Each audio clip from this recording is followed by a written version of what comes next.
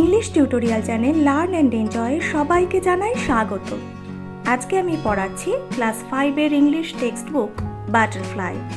আর আজকে আমি আমার টপিকে রেখেছি lesson number 1 Gandhi the Mahatma, activity 9, 10, 11, page number 20, 21 and 22। এর আগে গান্ধী দ্য মাহাত্মার পার্ট 1 অ্যান্ড পার্ট 2তে আমরা ফুল টেক্সট পড়েছিলাম এবং তার সাথে অ্যাক্টিভিটি 1 থেকে অ্যাক্টিভিটি 8 অবধি আমরা করেছিলাম। আজকে আমরা অ্যাক্টিভিটির বাকি অংশগুলো পড়ব। এখানে মেইনলি আছে গ্রামাটিক্যাল পোর্শন, আমরা এখানে শিখব আর্টিকেলস। চলো তাহলে আমরা শুরু করি। দেখো কি আছে, let's learn. Let's look at the following sentences, অর্থাৎ এইখানে সেন্টেন্সগুলো আমরা এখন পড়ব। কি আছে, দেয়ার হি মেট অ্যান ওল্ড ওম্যান, অর্থাৎ সেখানে তার একটি বৃদ্ধা মহিলার সাথে সাক্ষাৎ হয়েছিল।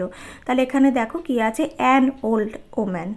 The word an like a stands for a single person or object, অর্থাৎ অ্যান শব্দটিও এ শব্দটির মতো কোনো একক ব্যক্তি বা বস্তুকে বোঝানোর জন্য ব্যবহৃত হয়। অর্থাৎ এ আর অ্যানের ব্যবহার কিন্তু একই জন্য, একক ব্যক্তি বা বস্তু বোঝানোর জন্য। এবার আমরা চলো দেখে নিই যে এ কখন ব্যবহার করব। A is used before a word that begins with a consonant sound. ব্যঞ্জন ধ্বনি দিয়ে যখন কোনো শব্দ শুরু হয় তার আগে একটি বোঝাতে আমরা ব্যবহার করি এ। আর অ্যান কখন ব্যবহার করি?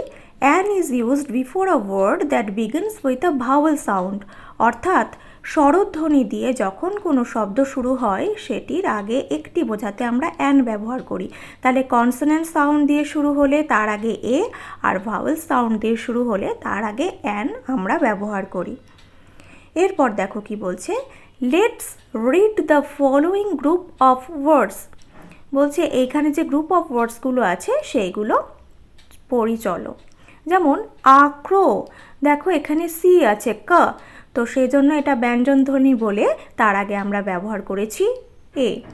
আ স্টোন, দেখো তো এখানেও এটা ব্যঞ্জন ধ্বনি, সেজন্য তার আগে আমরা ব্যবহার করছি আ। নেক্সট দেখো আ মাউন্টেন, তো দেখো এখানেও শুরু হচ্ছে সাউন্ড দিয়ে, তাহলে এটাও ব্যঞ্জন ধ্বনি বা কনসোন্যান্ট সাউন্ড, সেই জন্য তার আগে আ। আ বুক, তো এক্ষেত্রেও দেখো কনসোন্যান্ট দিয়ে শুরু হচ্ছে, তার জন্য ব্যবহার হচ্ছে এ। আ শু, এক্ষেত্রেও কনসোন্যান্ট সাউন্ড দিয়ে শুরু হচ্ছে বলে তার আগে বসছে এ। কিন্তু দেখো অ্যান অ্যাপল, তো এখানে দেখো অ্যা, তাহলে এটা কিন্তু ভাওয়েল সাউন্ড বা স্বরধ্বনি, সেই জন্য তার আগে ব্যবহার করলাম অ্যান। অ্যান আই, এটাও দেখো এখানেও ভাওয়েল সাউন্ড দিয়ে শুরু হচ্ছে, তার জন্য আমরা ব্যবহার করছি অ্যান। অ্যান ইঙ্ক পট, এক্ষেত্রেও এটা ভাওয়েল সাউন্ড দিয়ে শুরু হচ্ছে, ওই জন্য আমরা ব্যবহার করছি অ্যান। তারপরে অ্যান আউল, এক্ষেত্রেও ভাওয়েল সাউন্ড দিয়ে শুরু হচ্ছে, ওই জন্য ব্যবহার করছি অ্যান। তাহলে যেগুলো কনসোন্যান্ট সাউন্ড দিয়ে শুরু হলো তার আগে ব্যবহার করলাম এ, এবং ভাওয়েল সাউন্ড দিয়ে শুরু হলে তার আগে ব্যবহার করছি অ্যান। নেক্সট দেখো লেটস ডু, চলো করি। Activity number 9, let's write a or an before the words. এখানে কিছু শব্দ দেওয়া আছে, তার আগে আমাদের এ বা অ্যান বসাতে হবে। নাম্বার 1 দেখো ড্যাশ অরেঞ্জ, তাহলে দেখো অরেঞ্জ এক্ষেত্রে কি সাউন্ড দিয়ে শুরু হচ্ছে? ভাওয়েল সাউন্ড দিয়ে শুরু হচ্ছে, সেই জন্য আমরা বসাচ্ছি an. Next number 2 dash goat, তো এক্ষেত্রে দেখো কনসোন্যান্ট সাউন্ড দিয়ে শুরু হচ্ছে, তো সেই জন্য আমরা তার আগে বসাচ্ছি এ। নেক্সট দেখো নাম্বার 3 ড্যাশ ম্যান, তো এক্ষেত্রে দেখো কনসোন্যান্ট সাউন্ড দিয়ে শুরু হলো, তাই বসাচ্ছি এ। নেক্সট নাম্বার 4 ড্যাশ আইসক্রিম, এক্ষেত্রে কিন্তু ভাওয়েল সাউন্ড দিয়ে শুরু হচ্ছে, সেজন্য আমরা বসাচ্ছি অ্যান। নেক্সট ড্যাশ এয়ারশিপ, তো এক্ষেত্রে আমরা কিন্তু দেখছি ভাওয়েল সাউন্ড দিয়ে শুরু হচ্ছে, ওই জন্য আমরা বসাচ্ছি অ্যান। নেক্সট দেখো ড্যাশ লেক, তো এখানে কনসোন্যান্ট সাউন্ড দিয়ে শুরু হচ্ছে, সেই জন্য বসাচ্ছি এ। নেক্সট ড্যাশ আমব্রেলা, তো এক্ষেত্রে দেখো ভাওয়েল সাউন্ড দিয়ে শুরু হচ্ছে, তার জন্য আমরা বসাচ্ছি অ্যান।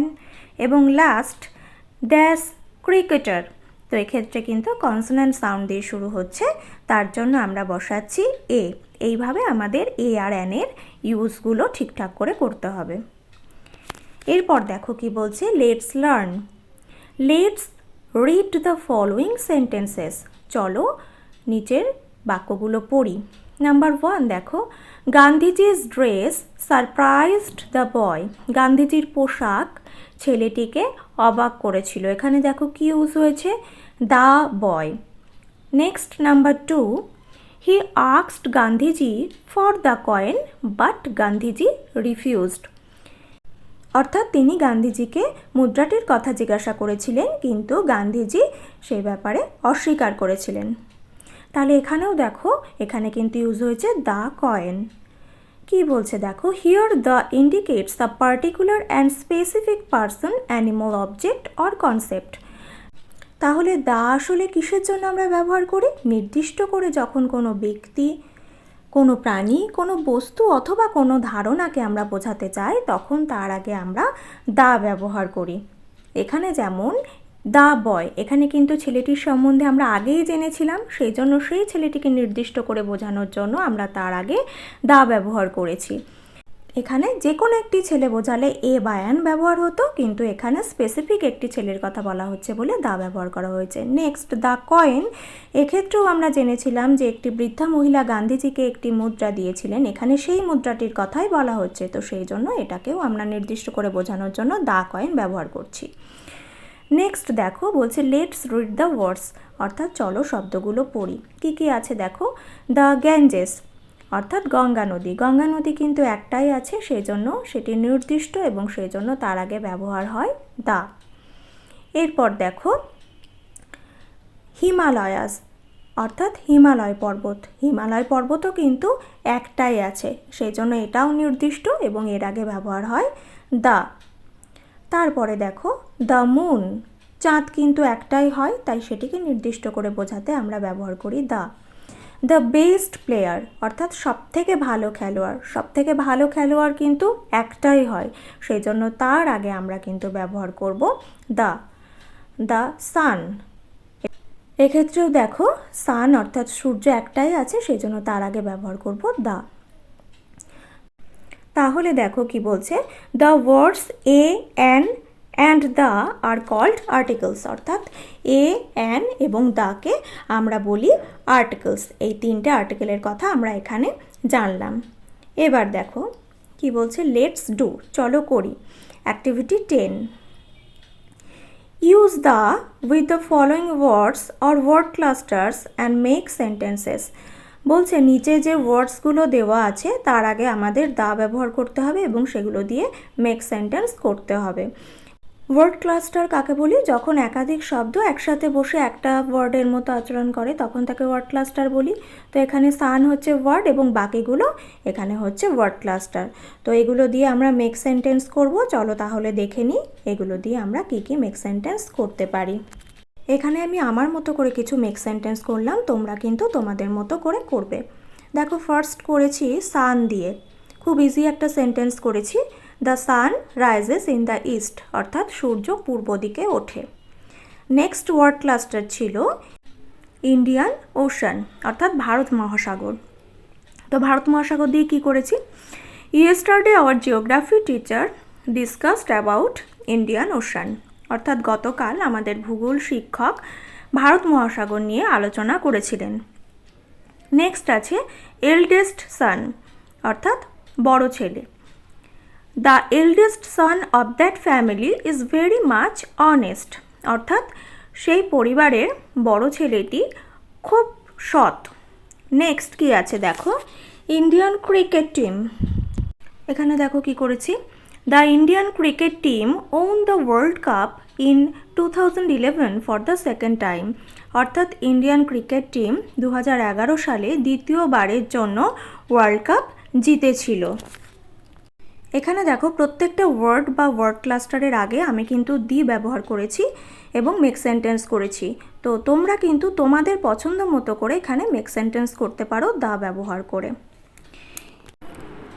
নেক্সট দেখো activity 11, let's fill in the blanks with suitable articles, অর্থাৎ সুইটেবল আর্টিকেল দিয়ে আমাদের ফিল ইন দ্য ব্ল্যাঙ্কসগুলো করতে হবে। তো দেখো কি আছে, India own dash cricket world cup for the second time in 2011, তো এখানে দেখো India own dash cricket world cup. Cricket world cup নির্দিষ্ট করে ক্রিকেট ওয়ার্ল্ড কাপকে বোঝাচ্ছে, তো সেই জন্য আমরা কিন্তু তার আগে বসাবো দা, অর্থাৎ ভারত ক্রিকেট ওয়ার্ল্ড কাপ জিতেছিল 2011 সালে দ্বিতীয়বারের জন্য। It was dash moment of great triumph and dash event of great inspiration to dash youth of India. তাহলে দেখো মোমেন্ট অফ গ্রেট ট্রায়াম্ফ মানে জয়ের বিরাট মুহূর্ত, বিরাট একটা জয়ের মুহূর্ত। এটা অনেক থাকতে পারে জয়ের মুহূর্ত, তার মধ্যে একটাকে বোঝাচ্ছে, তো সেই জন্য এ বসাবো, যেহেতু মোমেন্টে কনসোনেন্ট সাউন্ড রয়েছে তার জন্য তার আগে বসাবো a. And event of great inspiration অর্থাৎ একটা বিরাট অনুপ্রেরণার ঘটনা। তো এখানে ইভেন্ট, এখানে ভাউল সাউন্ড রয়েছে, সেই জন্য তার আগে আমরা বসাবো অ্যান, অর্থাৎ বিরাট অনুপ্রেরণার ঘটনা ছিল। কাদের কাছে? না to dash youth of India, অর্থাৎ ভারতীয় যুব সমাজকে নির্দিষ্ট করে বোঝাচ্ছে, ওই জন্য আমরা এখানে বসাবো the youth of India. Dash members of team India were hailed as national heroes, এবং যারা মেম্বার ছিল টিম ইন্ডিয়ার তাদেরকে এখানে নির্দিষ্ট করে বোঝানো হচ্ছে, সেই জন্য আমরা তার আগে দা বসাবো। তো যারা টিম ইন্ডিয়ার মেম্বার ছিল তাদেরকে কি করা হয়েছিল না ন্যাশনাল হিরোজ, অর্থাৎ জাতীয় নায়ক হিসাবে তাদেরকে স্বাগত জানানো হয়েছিল। তো এখানে আমরা দা বসিয়ে এটা কমপ্লিট করলাম।